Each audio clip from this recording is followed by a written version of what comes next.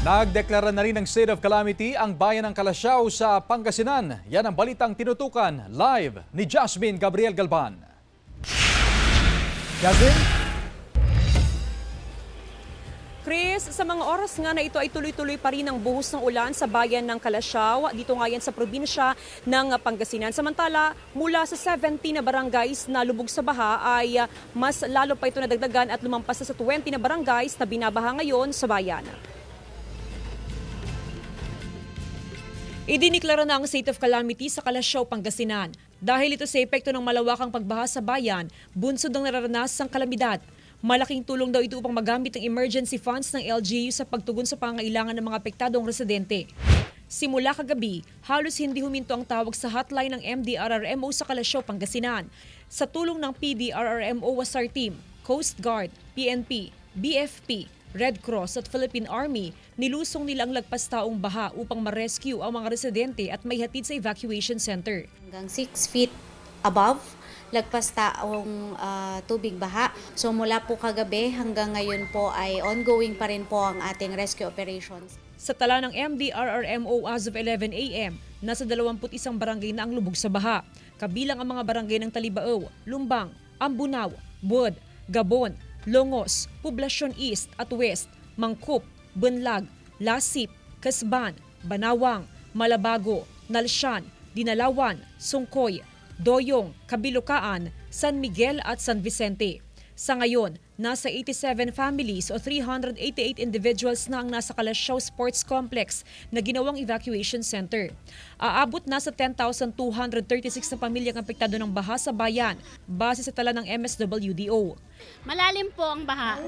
Lampas tao. Pati yung bahay namin naabot na yung sahig. Wala na kayong matulugan? We are conducting psychosocial support po sa ating mga displaced families. At the same time, yung ating mga bata, may children's space po tayo for them para nagkakandak tayo ng mga storytelling, mga games, to ventilate yung mga emotions nila. Patuloy ang pag-apaw ng Marusay Sinukalan River.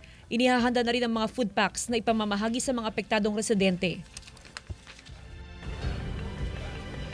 Chris, bago pa man isailalim sa state of calamity ang Calasiao ay namahagi na ang LGU ng assistance sa mga residente. At ngayon nga na under state of calamity ang bayan ay umaasa ang mga residente na magtutuloy-tuloy yung distribution ng tulong o ng assistance sa mga apektadong residente, especially yung mga nasa evacuation center. Sa ngayon, tuloy-tuloy din yung monitoring na ginagawa ng DSWD, ganun din ng RHU sa mga residenteng nasa evacuation center para malaman kung ano pa yung kanilang mga pangangailangan. Naka-standby din ang mga rescue personnel mula sa MDRRMO in case na kinakailangang remisponde o kinakailangan pang may mga i-rescue, anytime ay pwede silang ma-dispatch para pumunta doon sa mga lugar.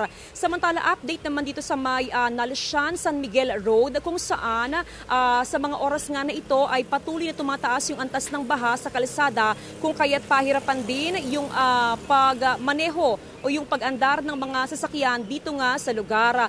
Possible naman ito sa lahat ng uri ng mga sasakyan, even sa mga light vehicles, pero alam mo karamihan din sa mga dumadaan ngayon dito ay yung mga kuliglig at meron pa tayo nakitang mga traktora na dumadaan at sakay-sakay nga yung mga pasahero. Nakausap din natin, Chris, yung ilang mga residente dito sa lugar at sinasabi nga nila na first time daw na ganito kataas yung antas ng baha.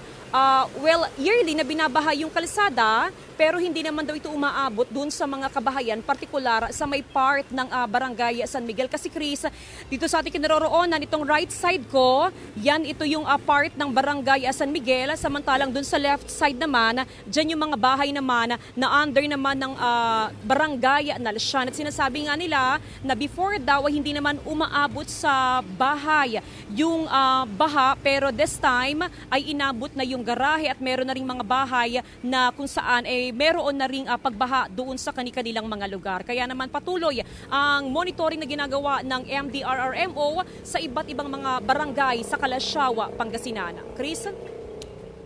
Maraming salamat, Jasmine Gabriel Galban.